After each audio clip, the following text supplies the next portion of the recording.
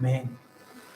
특별히 23절에 만일 너희가 믿음에 거하고 터 위에 굳게 서서 너희들은 바 복음의 소망에서 흔들리지 아니하면, 이 말씀 구문을 중심으로 해서 오늘 우리는 왜 이 성경의 교리를 배워야 하는지, 특별히 우리가 오늘부터 좀 다루게 되는 소요리 문답의 그 배움의 필요성에 대해서 좀 같이 생각해 보려고 합니다.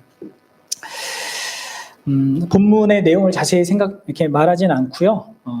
본문이 의도하고 있는 그 내용, 그 중요한 그 요점 있잖아요. 우리가 어떤 신앙의 사실에 그 믿음의 터 위에 굳게 서야 한다라는 것을 말하고 있습니다. 그것이 우리가 하나님의 사람으로 세워지고 또 하나님께로부터 결국 서게 될 그날에 있어서 너무나 중요한 우리의 근거가 된다라고 이렇게 말하고 있는 것을 생각해 볼 수 있습니다. 여러분들 웨스터민스터 소요리 문답이라고 들어봤습니까? 웨스터민스터 소요리 문답. 네. 이 필요성을 조금 말하기 전에 왜 이 소요리 문답이 간단하게 뭔지 이것을 좀 보고자 하는데요. 일단 여러분들 소요리 문답이라는 말이 뭘까요? 소요리 문답. 이게 한문인데 소는 작을 소입니다. 그래서 작은 요리 문답이에요.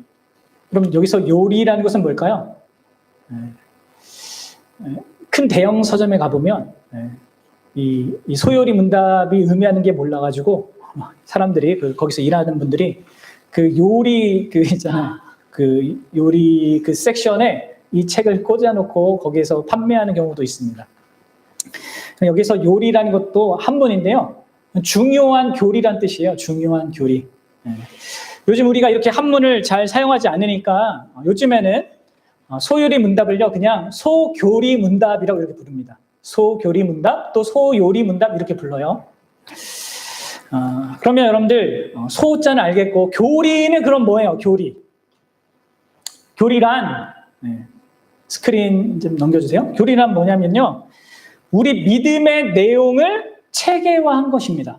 교리라는 것은 우리가 믿는 바 그 내용을 정리한 거예요. 다시 넘겨서 보면 조금 더 부연 설명하면 교리라는 이 용어는 성경이 말하는 바, 곧 계시죠. 그 계시를 가장 중요하고 핵심적인 내용을 중심으로 체계적으로 요약적으로 정리한 것을 의미한 것입니다. 여러분들 이 성경 전체의 가장 중요한 어떤 메시지를 요약적으로 체계적으로 정리한 게 교리다. 이것을 여러분들이 아셔야 되고요. 이것을 잘 세우는 게요, 믿음의 터를 단단히 닫는 것입니다. 근데 여러분 이게요 사실 쉽지 않죠. 나 혼자 이 성경 전체를 보고 이것을 이해하고 그것을 체계적으로 정리하는 것은요 너무 어렵습니다. 그렇죠? 그런데 우리 믿음의 선배들이 이 일을 해놓았어요. 특별히 여러분들 사도신경 같은 것이 대표적인 교리예요. 이러한 교리가 있어야지만 우리가 믿는 바를 명확하게 하고 또 성경을 읽는데도 우리가 왜곡되지 않게 읽을 수 있습니다. 개인적으로나 교회적으로나 잘못된 신앙에 빠지지 않을 수 있어요. 여러분들 저희 보성이가 아직도 하나님, 성부 하나님과 성자 예수님에 대한 이 관계와 그러한 존재성을 헷갈려 합니다. 예수님이 하나님이고 하나님이 예수님이니까 예수님은 하나님이야. 여러분들 혹시 여러분들도 그렇게 이해합니까? 우리가 만약에 우리 스스로 혼자 성경을 읽으면요 우리 보성이처럼 이렇게 생각할 수밖에 없어요.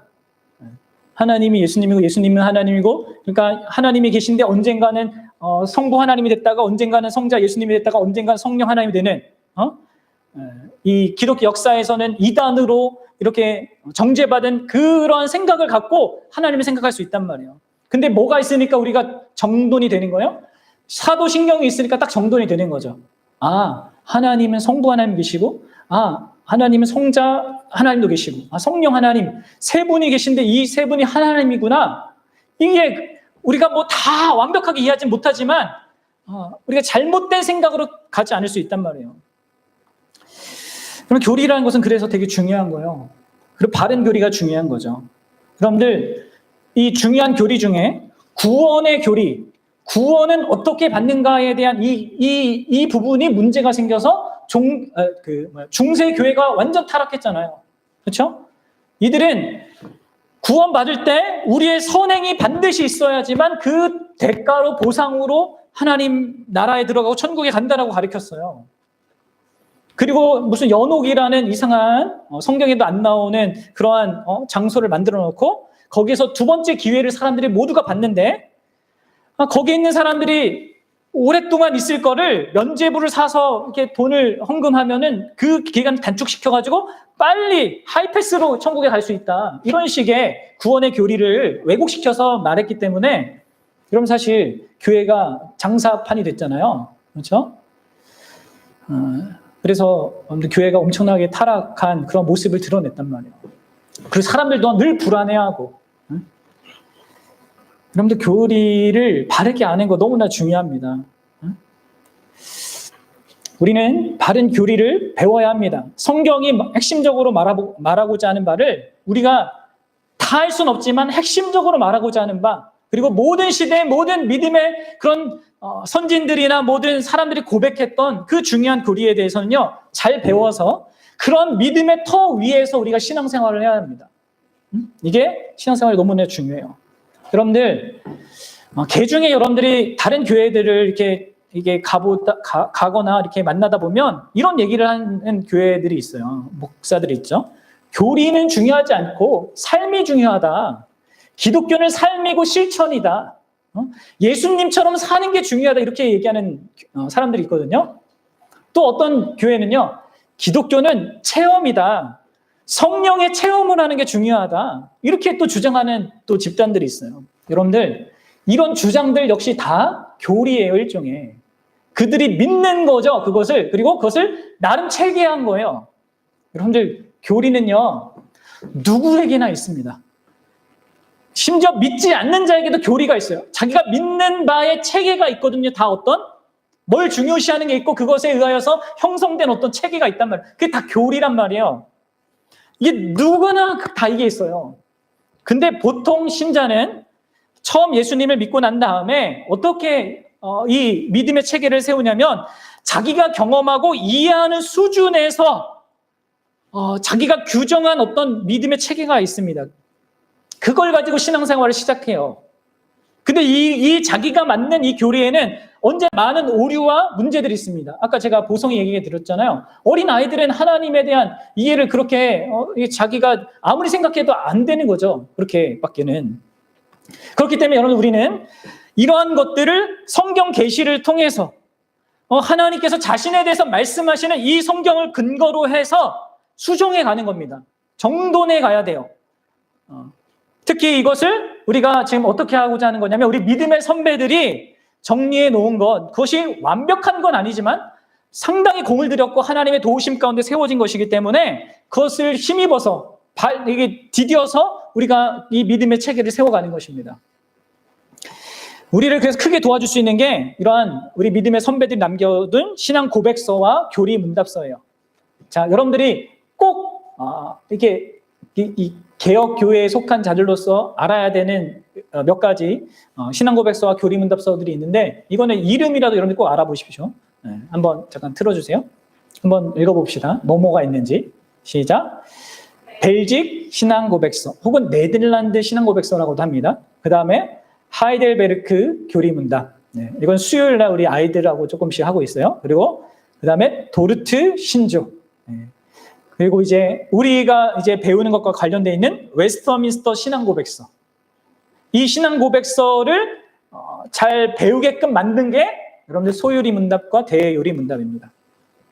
소유리 문답은 특히 이제 새신자나 청소년, 어린이를 대상으로 이 웨스터민스터 신앙 고백서를 배울 수 있게끔 체계적으로 그리고 문답식으로 정리해 둔 것입니다. 이게 소유리 문답, 그래서 문답이라고 합니다.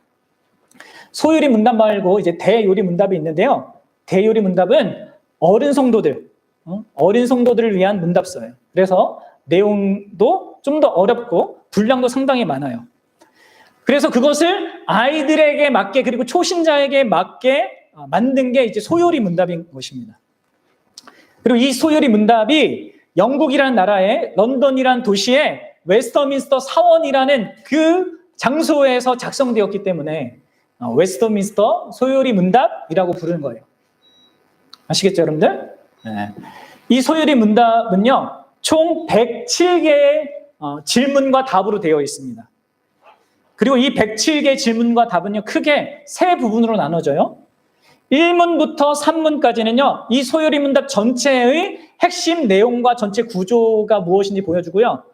그리고 두 번째 파트인 4문부터 38문까지는 하나님에 대해서 믿어야 될 것들, 이 내용이고, 그리고 39문부터 107문까지는 하나님이 사람에게 요구하시는 것, 곧 우리가 순종해야 될 것을 말해주는 것입니다. 여러분들, 이게 성경 전체가 우리에게 핵심적으로 말하는 두 가지 사실이죠. 뭐예요? 하나님에 대하여서 믿어야 될 것과 하나님께 대하여서 순종해야 될 것. 이게 우리가 성경을 읽을 때도 항상 기억해야 될 두 축입니다. 하나님에 대해서 믿어야 될 것과 그리고 하나님께 대하여서 우리가 순종해야 될 것. 여러분, 이것을 성경 읽을 때마다 성령 하나님께 구하셔야 된다. 이것을 보게 해달라고, 깨닫게 해달라고, 그리고 순종할 수 있게 도와달라고. 그러면서 우리가 성경에 있는 거죠. 자, 그러면 이 웨스터민스터 소요리 문답을 배워야 하는 그 필요성에 대해서 좀 크게 두 가지 측면에서 생각해 봅시다. 소극적인 것이 있고 이제 적극적인 이유가 있는데요. 소극적인 측면에서 왜 우리에게 이 소요리 문답과 같은 이 교리를 잘 배우는 게 필요한가? 첫 번째는요, 여러분들이 이런 교리를 잘 배워야지만 치우치지 않는 신앙생활을 할 수 있습니다. 앞서서도 잠깐 제가 언급도 했지만, 우리는 보통 자기의 개인적인 경험을 근거로 해서 하나님을 이해해요. 자기가 알고 있는 지식의 그 분량과 그 체계 속에서 하나님을 이해합니다. 그런 식으로 하기 때문에 여러분들 거기에는 상당히 좀 뭐라고 할까요?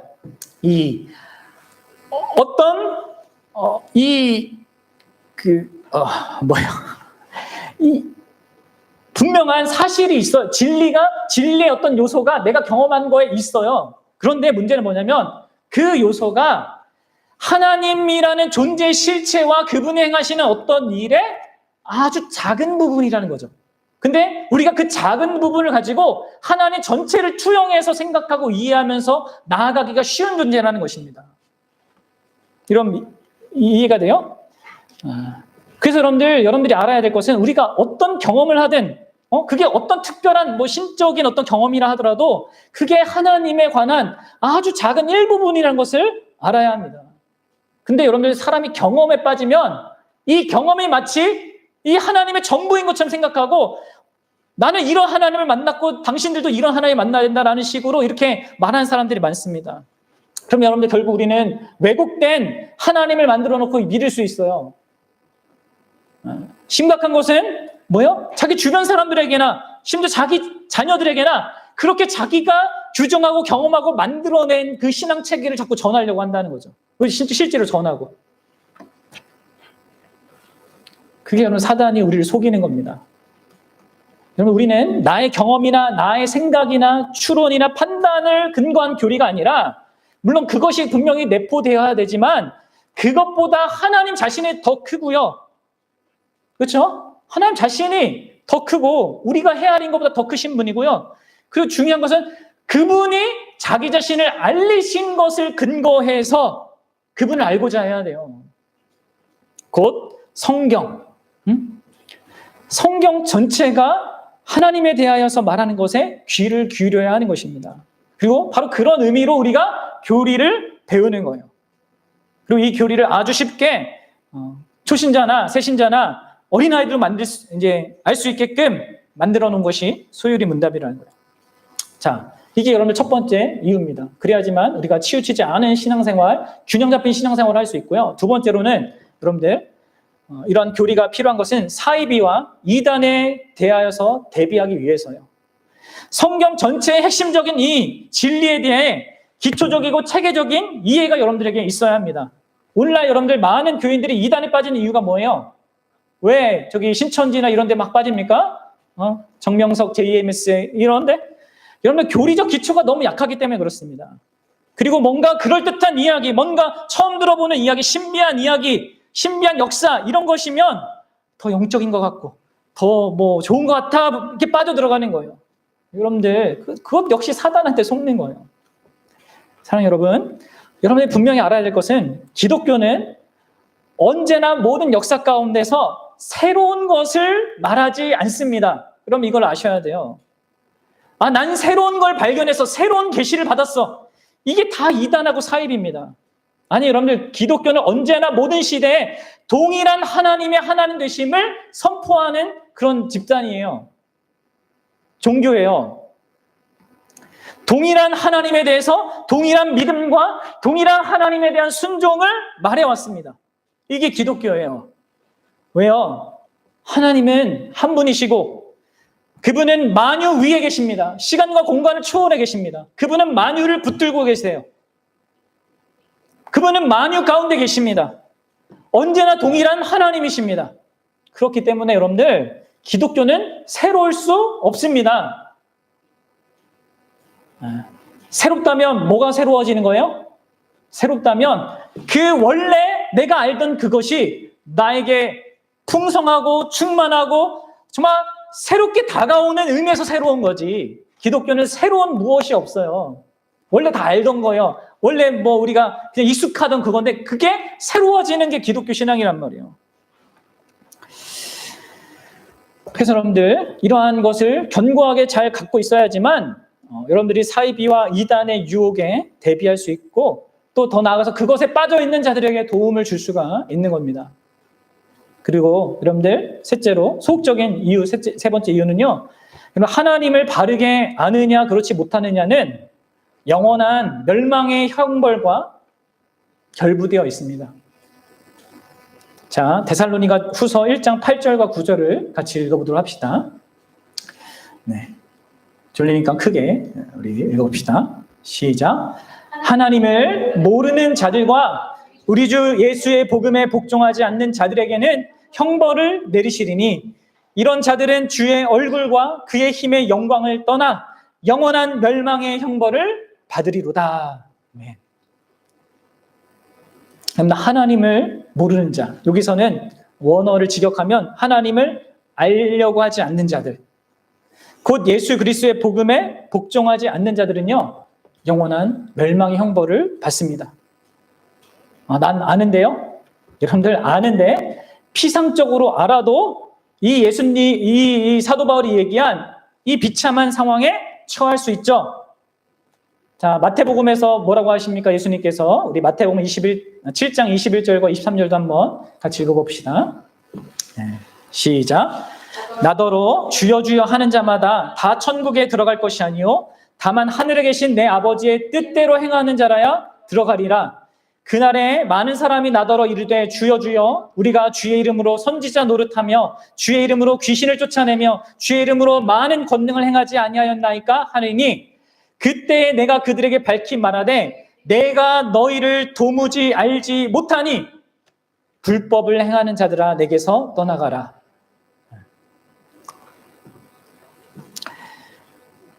여러분, 주여 주여 우리가 한다고 해서 내가 그 하나님을 예수님을 바르게 아는 게 아닐 수 있어요. 무슨 신비한 경험을 한다 하더라도요. 예수님은 나를 모른다고 할 수 있다는 거예요. 우리는 예수님의 말씀을 듣고 이 진리의 말씀이라는 그 반석 위에 우리의 신앙의 집을 세워가야 합니다. 그렇지 않으면 나중에 비가 내리고 창수가 내리고 바람이 부는 그 심판에 의하여서 모든 것이 무너져 내리면요. 내리게 되는 거죠. 그때 가서 또 다른 기회가 없는 겁니다.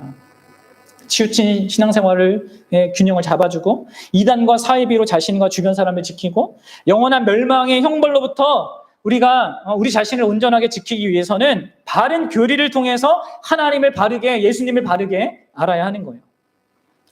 그러면 여러분들 이제 적극적인 이유를 좀 생각해 봅시다. 이것은요, 우리 교회의 세 가지 비전과 또 같은 이렇게 연결된 그런 내용이기도 해요. 첫째로 여러분들, 바른 교리를 배우는 것은 하나님을 참되게 예배하기 위해서 필수적입니다. 우리가 오후에 예배에 관해서 함께 배우고 있잖아요. 여러분들, 이 예배가 얼마나 우리가 아무 생각 없이 그동안 해왔습니까? 배우면서 우리가 다 고백하잖아요. 이게 여러분들 우리가 참된 신학을 통해서 추구하는 것입니다. 참된 신학은 곧 바른 교리라고 할 수 있는데요.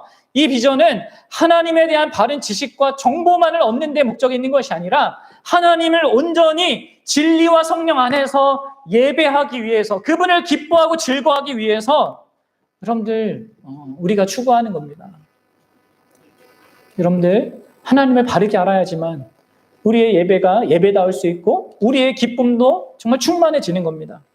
여러분들, 하나님은요, 우리가 하나님 자신을 아는 것을 최고로 기쁘게 여기세요. 자, 우리 예레미야 9장 24절을 한번 읽도록 합시다. 예레미야 9장 24절. 시작. 자랑하는 자는 이것으로 자랑할지니 곧 명철하여 나를 아는 것과 나 여호와는 사랑과 정의와 공의를 땅에 행하는 자인 줄 깨닫는 것이라. 나는 이 일을 기뻐하노라. 여호와의 말씀이니라. 아멘. 하나님이 기뻐하시는 것, 하나님을 기쁘게 하는 것이 이거예요.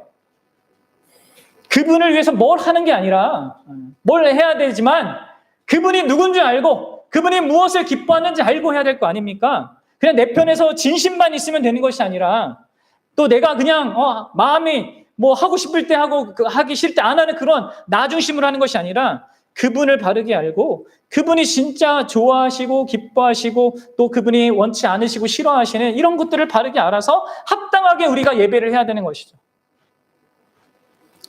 사랑하는 여러분, 하나님이 기뻐하는 것은 우리가 하나님을 바르게 아는 거예요. 그리고 진짜 하나님을 바르게 예배하는 거예요. 그리고 왜 그것을 기뻐하고 또 우리에게 요구하십니까? 그것은 우리를 사랑하시는 그분이 우리에게도 그것이 유익하기 때문에 그것을 요구하는 거예요. 여러분 생각해 보십시오. 우리는 가장 가치 있고 가장 소중한 것을 기뻐하고 즐거워하게 돼 있는 존재예요. 그렇죠? 그래서 우리는 각자가 다르지만 뭔가를 막 기뻐하고 좋아합니다. 그게 사람일 때도 있고 어떤 대상일 때도 있고 가치일 때도 있는데, 여러분 그 모든 우리가 소중하게 여기는 그것의 근원이 하나님이시잖아요. 그런데 그렇다면 참된 가치와 기쁨이 되는 근원 대신 하나님이야말로 진짜 우리가 기뻐하고 즐거워해야 될 그 대상입니다. 우리가 자꾸 그분이 만드신 피조물의 어떤 아름다움에 이렇게 너무 함몰돼서 그 영적인 눈으로 그것의 근원 대신 하나님의 아름다우심을 보지 못하고 그래서 문제지, 우리가 진짜 하나님을 알면 알수록 우리는 그분을 기뻐할 수밖에 없고, 그리고 기뻐하는 것 가운데 우리가 행복을 느낄 수밖에 없습니다. 여러분 아세요? 우리가 하나님을 기뻐하고 찬양하고 진짜 예배할 때 여러분들 가장 행복하게 되어 있어요. 여러분들 우리는 그래서 하나님을 바르게 알고요. 그래서 바르게 하나님을 예배할 뿐만 아니라 그런 하나님을 우리 자녀들에게 또 말해 주어야 합니다. 그래야지 우리 아이들이 그냥 예배를 해야 돼서 하는 것이 아니라 어쩔 수 없이 하는 것이 아니라 진짜 하나님을 참되게 예배하는 자로 설 수가 있어요. 자, 이게 여러분들 우리가 바른 진짜 교리를 잘 배워야 되는 가장 중요한 목적입니다. 하나님을 온전히 예배하기 위해서. 우리 자녀들을 하나님을 바르게 예배하는 자리로 세우기 위해서 우리가 바른 교리를 배워야 돼요. 그리고 두 번째로 이 바른 교리는요, 참된 교회됨을 위해서 그리고 이 교회가 하나 되는 것을 위해서 필수적입니다.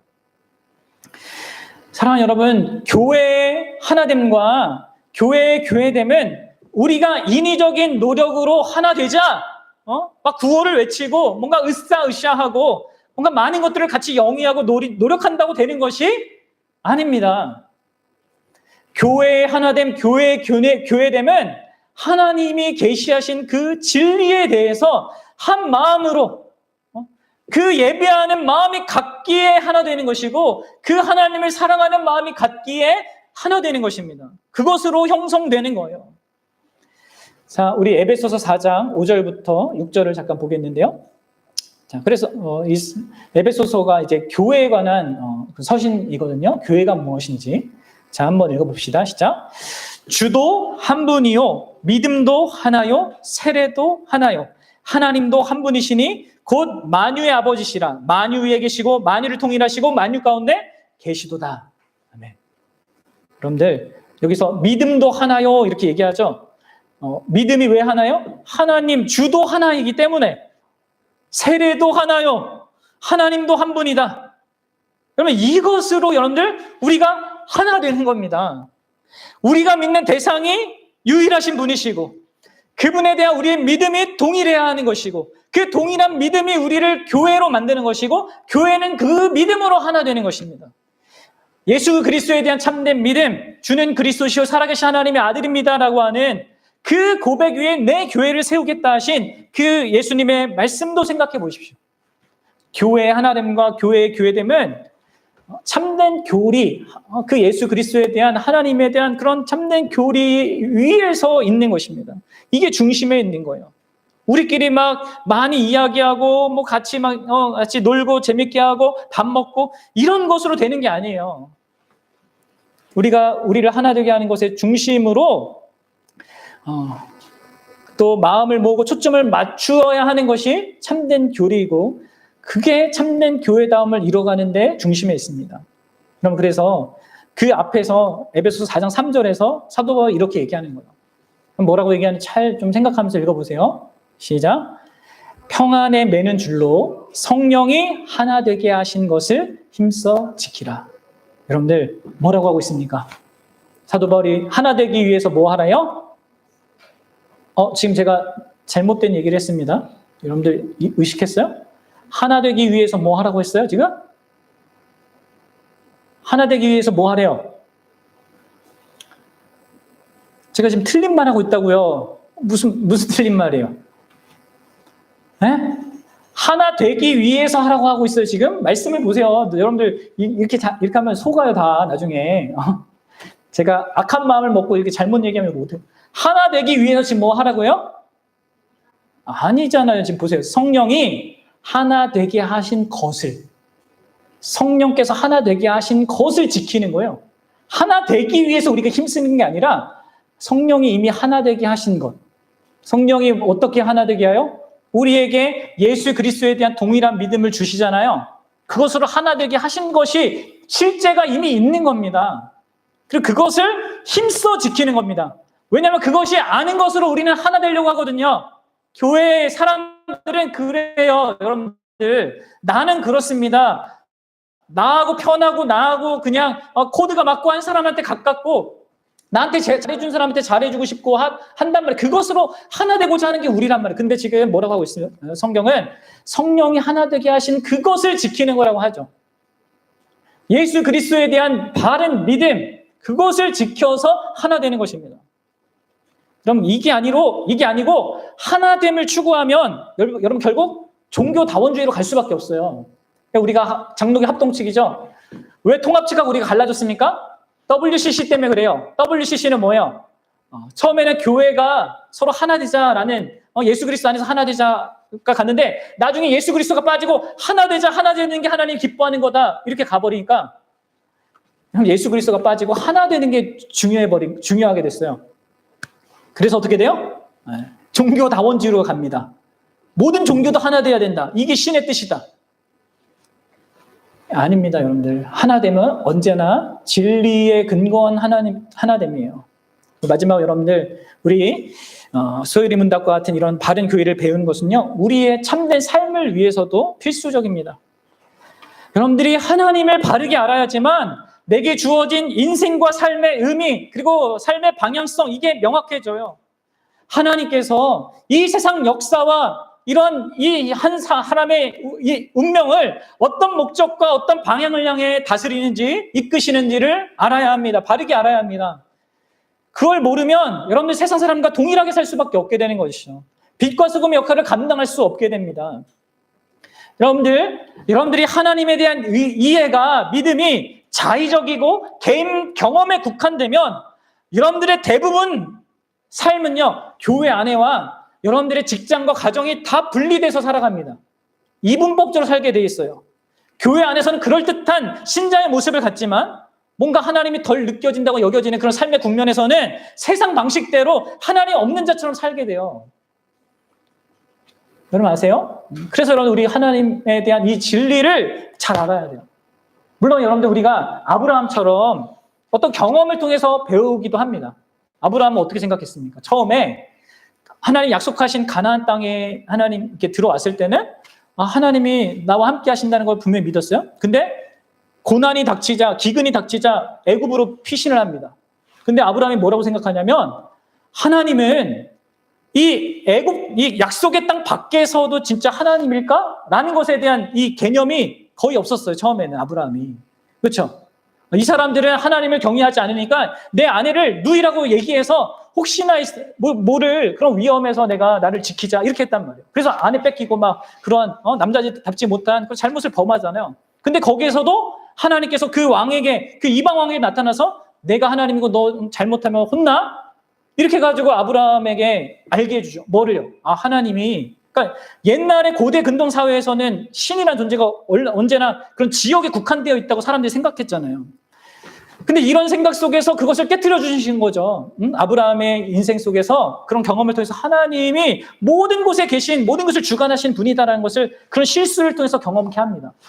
근데 여러분들 이런 실수의 경험을 왜 기록하게 한 거겠어요? 우리에게 배우라고. 하나님이 온 땅이 하나님이라고. 어디 장소에 국한된 그런 분이 아니라 모든 것들을 다스리고 주관하신 하나님이시라는 것을 보고 배우라고.